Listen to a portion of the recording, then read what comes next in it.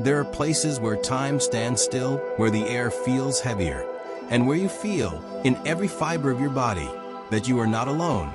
My name is Nathan, and this is the story of the worst night of my life. The night I decided to challenge the Waverly Hills Sanatorium in Louisville, Kentucky. I thought it would be just another urban exploration, but what I found there almost took my sanity away.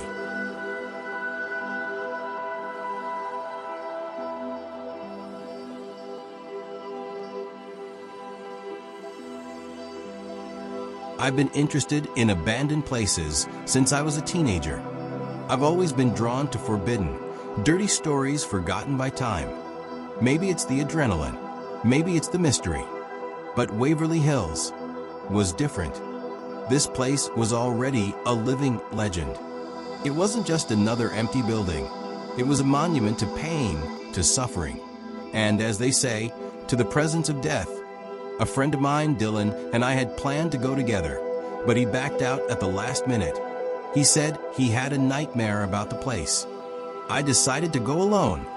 I drove for over 3 hours until I reached the entrance, a winding road surrounded by dead trees, like hands trying to hold me back. By the time I parked, the sun was already starting to set, painting the sky a strange shade of orange. The sanatorium emerged between the trees, massive, with broken windows and deep shadows that seemed to move. The whole structure felt alive, like it was breathing. Every brick told a story, and none of them had a happy ending.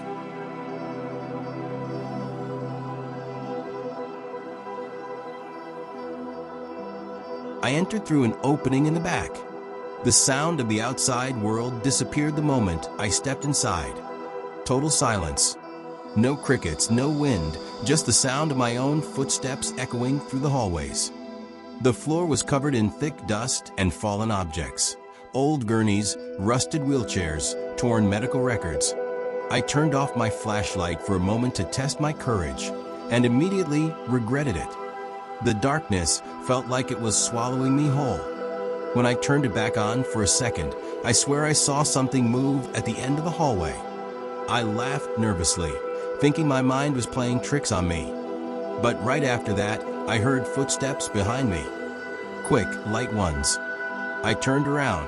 Nothing. I kept exploring and made it to the 3rd floor.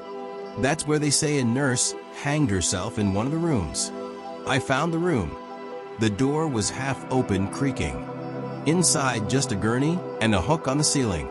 As I entered, I smelled something strong, a mix of alcohol, rust and mold. Suddenly, the door slammed shut on its own. It closed with such force that the sound echoed through the entire floor. When I tried to open it, it was locked. I was trapped there for almost 5 minutes. Minutes that felt like hours. I heard breathing. Breathing that wasn't mine.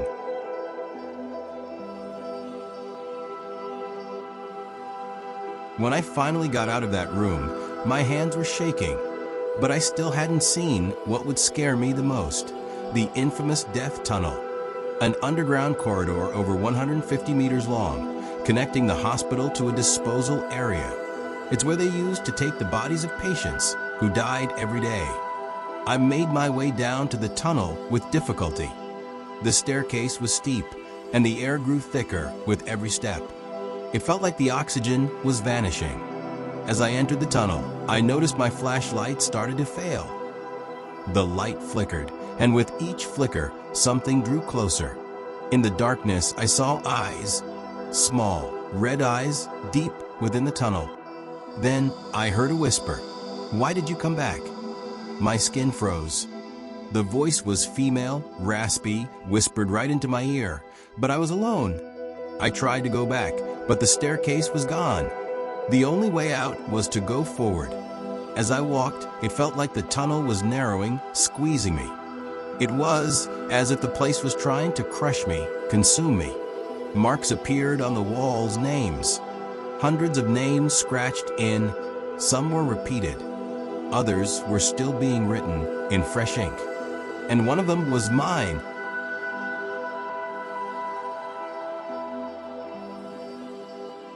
When I finally got out of the tunnel, it was already deep into the night. I ran back to the car, threw up outside shaking. Once I got home, I went straight to the shower.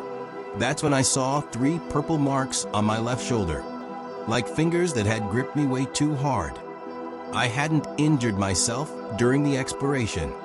That had appeared out of nowhere. In the days that followed, I started having nightmares. Always the same: the tunnel, the voices, the shadow, and me being pulled back. My electronic gear began to fail. The footage I recorded that night, corrupted, except for one clip 13 seconds long, where someone or something appears behind me. The face, deformed, the eyes, empty. Whatever inhabits that place didn't stay there. Ever since that night, I feel like something has been following me. Sometimes, I see reflections that don't match my own. I hear footsteps when I'm alone. You might think all of this is just suggestion, madness, or some psychological effect. But I was there. I lived it. And if you're thinking about exploring the Waverly Hills Sanatorium, think twice. Because some places don't want to be visited. They want to keep you with them, forever. If you enjoy stories like this, based on real places and real experiences, subscribe to the channel. Here, we uncover what the world tried to forget. But be careful, some doors, once opened, never close again.